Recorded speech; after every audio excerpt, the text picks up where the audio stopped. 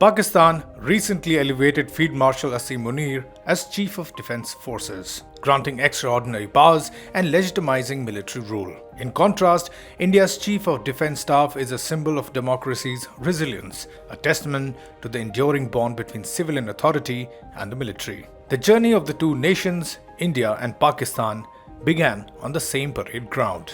Many of the most senior officers in both armies trained together at institutions like Sandhurst and IMA before 1947. They shared a common professional code inherited from the British Raj. Yet, that common experience led to radically different outcomes. In Pakistan, officers like Ayub Khan, the nation's first military dictator, and later Yahya Khan, who presided over the country's partition in 1971, chose the path of military encroachment. Their training, though professional, was ultimately mild to political ambition.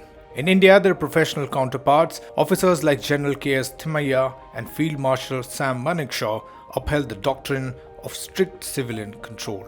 Thimayya, as army chief in the late 1950s, found himself in a crippling public dispute with the defense minister V.K. Krishnan Menon. He felt Menon was crippling the army's efficiency through political interference.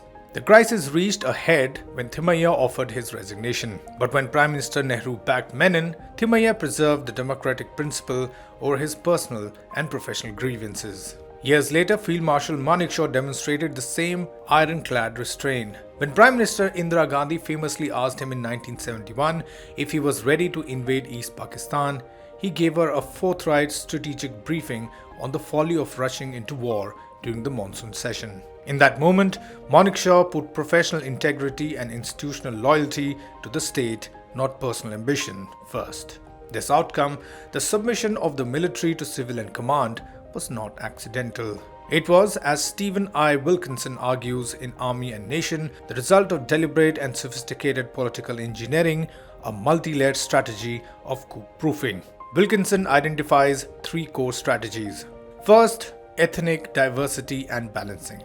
India's first political leaders systematically worked to diversify the officer corps. For decades, the Chief of Army Staff was intentionally chosen from outside the Army's traditional, ethnically dominant regions. Second, the command fragmentation. The powerful centralized post of Command-in-Chief was abolished soon after independence. Three separate service chiefs, Army, Navy and Air Force, each reporting to the civilian bureaucracy. This was a deliberate move to place strong civilian control, inhibiting the military's institutional autonomy and capacity for coordinated action.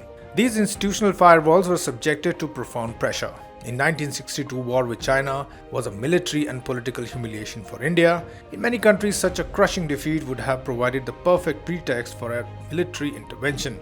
Yet the military remained loyal to the state. The second greatest test came in 1984. The aftermath of Operation Blue Star and the assassination of Indira Gandhi triggered mutinies in some Sikh regiments. The crisis was empirical, yet the chain of command protected by the ethnic balancing and fragmentation policies held.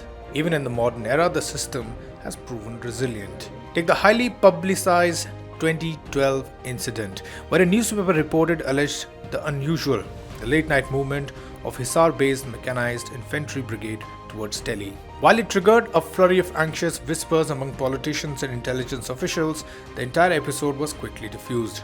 It may have caused a bruise, but it left no wound. The democratic resilience of India is not an accident of history.